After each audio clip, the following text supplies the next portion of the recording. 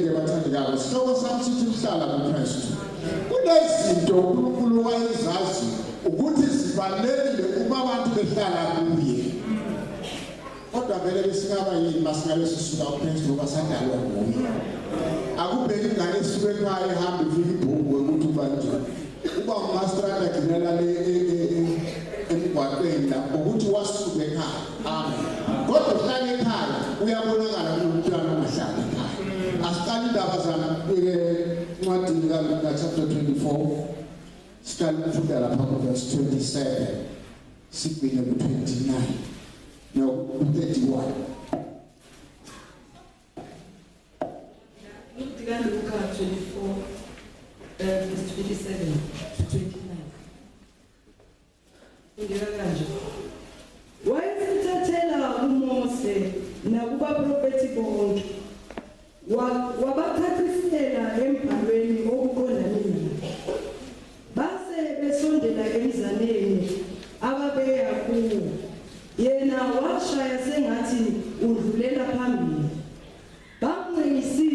bathi hlala nathi ngokuba sekuza kuhlwa nemini isiyandlula.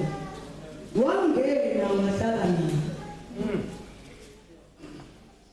Wathi esehlezi nabo ekudleni wathabatha isinkwa wabonga wasihlephula wabanika. Amehlo abo ayesevuleka bamazi wayesenyamalala kubo. Funda ngelinye ilimi. Atala ka Moshe le baprofita bohle a ba tlakisetsa tse amanang le yena tse mangolong ohle. 28 ha ba atamela motsaneng moo ba yang ho ona, Jesu a etsa sa mokana a fetela pele. 29 ba mo kopela ba re hlola le rona hobane letsatsi le se le rapame, mme e se e tla ba mantsibuya ya ba wa kena o hlola le bona. 30 itse ha a le dijong le bona a nka bohobe a boboka a bongwatha a boneya bona. 31 jwale ha a re itlo mahlong mme ba mo tseba empa a ba nyamella. Aphinde futhi 31. Jwale ha a re itlo mahlong mme ba mo tseba empa a ba nyamella. Bathandekayo ngithanda sibheke la kunezinto ezimbalwa kodwa ke ezinhlanu kuphela engizozisho abazijabulile ngokuhlala naye. Amen. La iBhayibheli lisitshela ngamadoda amabili asuka lapha eJerusalema abheke kwelinye idolobha kuthiwa yiMawusi. Umuntu andeleyo le ndaba ithi ubude bakule ndawo kwaku-11 kilometers. Basendleleni behamba bajoyinwa yenye indoda abangayazi. Engithandako la ukuthi sinakisise laba bantu babahamba amehlo abo ebekhona kibo bebeyibona indlela. Kodwa iBhayibheli ikhuluma ngenye indlela. Uma behamba basendleleni ithi iBhayibheli uJesu uqala ukukhuluma nabo kuba nezambulo azivezako kubo ngeprofeto ezenzeka kuye before azokuwa. Emzimbeni wabo baba nale feeling yokuthi lokhu esihamba naye kwangathi umuntu ongajwayelekile noma ongafani nathi. Ingakho bese bathi bamncenga bathi hlala nathi ngoba senza kushwa. Amen. Kune feeling eyaba kubo eyenza ukuthi bamcele ukuthi akahlale nabo ngoba sekuzawuba umnyama. Leswazi lisho njalo, lesizulu lithi seliyahlwa imini sekuyadlula, leswazi lithi sekuba mnyama. Ukuthi kuba mnyama uyasala. Kodwa laba baba nale feeling yokuthi uma singahlala naye sizophela. Lithi ke iBhayibheli kunezinto abayithola ekuhlaleni noJesu. Siyathola baba nenhlanhla labazalwane yokuhlangana noJesu ekuvukeni kwakhe. Waphinde wahlala. Okokuqala lithi iBhayibheli wahlala nabo. Asahleli nabo kwesibili lithi wahlephula isinkwa. Uma sifunda iBhayibheli lithi iBhayibheli uJesu isinkwa esehla ezulwini. Amen. Baba nenhlanhla labazalwane wasebuya babusisa. Number 3, amehlo abo avuleka bamazi. Kanti bebahamba njani labantu bezendleleni phela? Amehlo abo kanti wahamba kanjani wavalile wavulekile. Ngoba lithi iBhayibheli amehlo abo avuleka. Mara kanti iBhayibheli bebahamba labantu Jesu akajoyina. Abasabanikeza isinto amehlo abo avuleka. That is why uma uhleli kuKristu amehlo akho avulekile kusho ingqondo yakho iphapheme. Why ukuba uhleli kuKristu. Amen. Bese ke iBhayibheli ikhuluma lokho lithi base bayamazi yena. Ayikho into ebuhlungu nokuhlala nomuntu ongamazi. Sizame ukuhlala nezinto zethu sehluleke.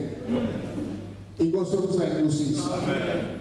ngelina ngabathi konke kwenzeka kwaba nomXhosa nomSuthu baba sendaweni eyodwa tisho ukuthi babengazani laba bantu inkosi umsayini kusisi base bafikela umoya phela mangakholwa ukuthi abantu bayeba ukuze baphile mawungakholwa phela ngesikwa and let abantu aba-understand ukuthi isikwa singuJesu kodwa bona abantu babenesikwa esinye namatayela babiza ngesikwa nenyama bayibiza ngesikwa yonke into bayibiza ngesikwa bayitshontsha ulahleka nje nengqondo kancane ukuthi ba-understand ukuthi isikwa nguJesu bese bafuna ukwenza sabo uthi ke lo mntoza wena ungangumSuthu uhambe uyotshontsha lapha kunezimvu kodwa labantu abazwani because of the two languages azihlangana uthi lo uma ufika lapho ujonge etshebile bese uyayithatha ubuya nayo lona kamuzwa kahle ukuthi etshebile ngenjani wasona khona yena ngesingayo understand ukuthi umathi lo etshebile uthi uthathe engishebile lona mahamba fika lapha esibayeni angena bangafika izimvu kodwa masesibayeni hlale bheke phansi kusulo wema umSuthu walinda lezo msheba azange bekhona kwaze kweza yena mthatha kwenza njalo ayiko engishebile lokho ukuthi abantu banga-understandani bobabili manje babehlala ndawonye but bangazwani kodwa ukuhlala kuKristu kwenza lento ebeyikhulunywa yizwi lenkosi la sibe munye that is why inhliziyo iba buhlungu uma omunye wethu ehlubuka siyakhala ukubuyela kuye sikhulume ngayo amen bengisakhuluma nabamudawula ngaphandle ngikhalela omunye ubaba balanda mina ezolweni nethi yena wase uyakhathala endeni mlandeni lo mama kuye wasize yami impilo amen manje iBhayibheli lithi la amehlo abo abese ayavuleka futhi verse 45 usethi kuye lona le khona wayesivula ingqondo yabo ukuze baqonde imibhalo angeke umuntu understand ngeke umuntu akuzwe ingqondo yakhe ingakavuleki angeke kuse kodwa lo muntu azi ukuthi impilo ikuphi ingqondo yakhe isasangeke kodwa la lithi iBhayibheli kwavuleka namehlo abo ba-understand umbhalo sihlekile abo basi-understand umbhalo that is why sikhona ukuhlala kuKristu wasuka la angeke u-understand uzothatha iBhayibheli uphendulele that's why uzothi zonke izinto ziyafana asifundeni bese ngizosuka isikhathi sami sincane bathandelayo incwadi kaJohn chapter 15 verse 3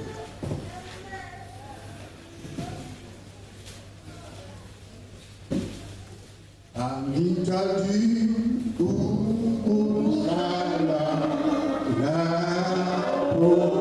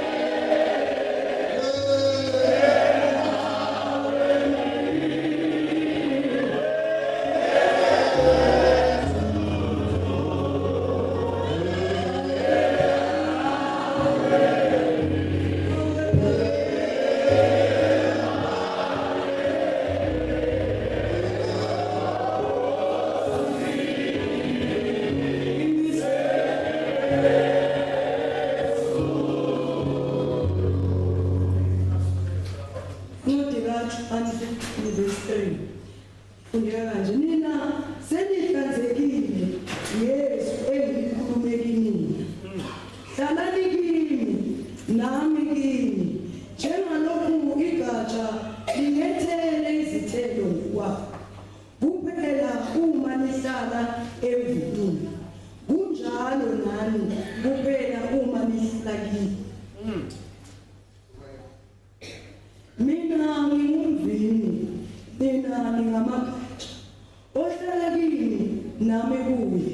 Lowo othela izithelo eziningi ngokuba ngaphandle kwami ningenze lutho. Uma umuntu engahlali kini, ulahlwa ngaphandle njengegatsha. Akune bawabuthi bawaphonse emlilweni asha. Uma lihlala kini namazwi ami ehlala kini, niyakucela elikuthandayo nikwenzele. Funda ngeSuthu. Lona liselihlwekile ka baka la lentswe leo ke le buileng ho lona. For dulang ka ho nna le nna ka ho lona, jwalo ka ha lekala le keke la beha ditholwana ka bolona ha le se sefateng sa morara. Ho jwalo le ho lona ha le sa dule ka ho nna. 5. Ke nna sefate sa morara, lona le makala. Ya dulang ka ho nna le nna ka ho yena, o beha ditholwana tse ngata, hobane ntle ho nna le keke la etsa letho. 6. Ha motho a sa dule ka ho nna, o lahlelwa ka ntle jwalo ka lekala, mme a omelle.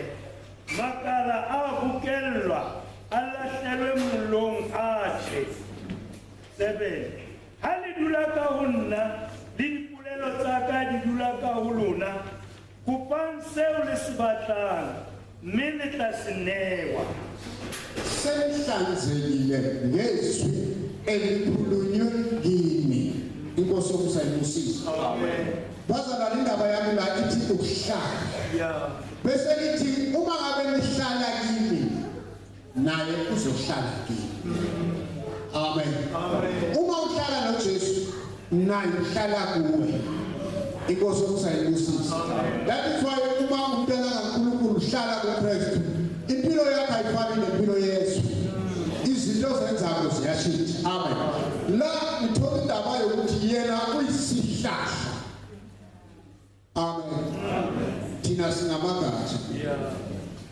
Angazi ngibona isihlahla simile emoyeni. Ngenzeka ngabe kumhlobo. Nawa kusithola isipilo ungabaleka kakhulu isihlahla simile phezulu. Kodwa siba nendawo la sibambelela khona bese sikwazi ukuthola ukuphila. Uma igatsha umsusa esiqwini siyafa leso sihlahla. Manje iBhayibheli lisho njalo ukuthi uma sihlala kuye sizoba nezithelo. Hey, umzalwane ongenayithelo baza kuyathusa. Ufana nomzalwane ongakhuli. 2018 ungaka, 14 wayivela ngaka, 2009 wayivela ngaka. Sola kakhulu, kuyafuneka kakhulu, kuyafundiswa kakhulu. Nawe ungamsaba. Ngeke ngabheka TV ngabona enye into ye-TLC, kulesinye isiteshi bathi TLC bangeza abantu angazi eSouth Africa bakhona. Kunabantu abangaka. Badala abakhuli. Bancane ngathi umntwana makavelela ukuthi umntwana bathi nabo 18 19 akakhulu. Abantu bendawo bamsaba naye lo muntu. Amen. Amen. Ngoba akakhulu. Manje ngikondeke bazalwane ukuthi kuyathusa umuntu ongakhulu nomzalwane ongakhulu ekukholweni. Haleluya. Abafakazi abahlabeleli akathi amen malukhona. Enokunyaza kuthale abalovi yathenda yanikela akasolutho. Amen. Amazi kubiza umuntu njalo. Ilo mzalwane kuthiwa hamba zwane uye kuye. Kodwa ubone. Banye bathi asambeni naye noma nolaka siyapi naye. Kanjani? Manje la indaba yezithelo lithi iBhayibheli uma sihlala kuKristu sizoba ngesamehlo abo kwavuleka isigodo yakhe ngoba behleli kuKristu. Manje nathi uma sizohlala kuye iBhayibheli iveza lokho ukuthi sizoba nezithelo. Ngiyamthanda no verse 5. akekho ngomfunda ngeEnglish. Yes, I am the vine, you are the branches. Whoever lives in me and I in him shall produce a large crop of fruit. For apart from me, you can't do a thing. Ngifuna lelo gcino ngaphandle kwakhe ayikho into esingayenza bazalwane. Uma singasuka kuKristu sokina sisonta la sonke. Sasonta sisontana bazalwane. Abantu abasontana kuze ngiyazi kuya khona esontweni. Bayasontana namhlanje abanye bazosontana ubusuku bonke. Bathi bayalindela bayasontana kuze kuse. Amen. Uthola ukuthi ahlele kuze kokunye mara bangazwani. Angicabangi ukuthi ungaba khona lokho kuKristu. Angicabangi ukuthi ungaba khona ukuzala lo ngahlele kuze kokunye angazwani na. Amen. Ayidinga impela kuthanda umsisi usipawushile uze wehla ngemizini. Uze wehla la washonele phansi. Akhuluma ngayo le ndaba. Uma ngabe nginenkinga nomzalwane. iBhayibheli lithe ngiye kuye. Ingatshela useduze lapho uye kuye ukhulume naye. Uma silapha eplotini wakhuluma umfundisi uMabaso efundisana ngokula abazalwana kade bakhona. Wazi wathi nangabe umunye umnyathele uthinte. Uthi sorry mzalwane manje inyawo lami ngene ngaphansi kwelapha. Umuntu ohlala kuKristu lo. Mntwana kaKristu ngakuhlula ngabulowela leyo ngomwe akanazo. iBhayibheli lethu la bathandeka ngiveza lo uthi uJesu ngeke senze lutho ngaphandle kwakhe. Uma sisuka la emvini bathandekayo angeke siphumelele ngalutho. Sekuphetha indaba za Luka 10 chapter 10 verse 41. Ngizoyifunda le verse ngangezwa umuntu umzalwane ngangivakashile kwelinye ipreach wafunda verse 3 wafunda verse 1 ngizofunda njalo. Incwadi kaLuka chapter 10 verse 41. Kanje. Kepha inkosi yamphendula yathi, Martha, Martha, unakekela ukukhathazeka ngezinto eziningi. Kodwa inye into edingekile. uMaria ukhethile isabelo esihle angayakwagucwa sona. Funda 39.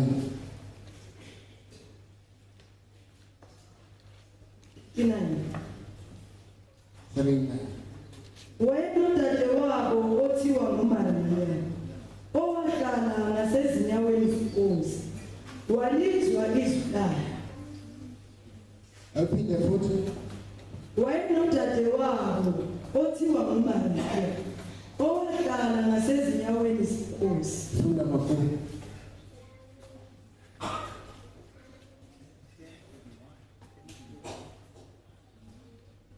Chapter 10 verse 41.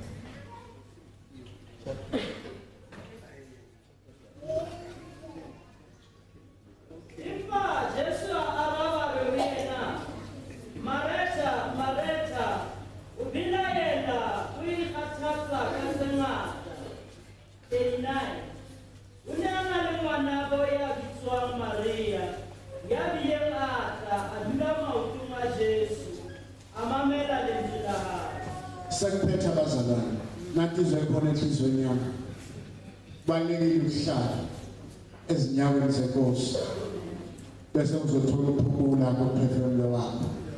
Ngelina uPetro uyayifakazela encwadini kaJohn chapter 6 verse 68 uthi uPetro singayaphi ngokuphila kokuwe.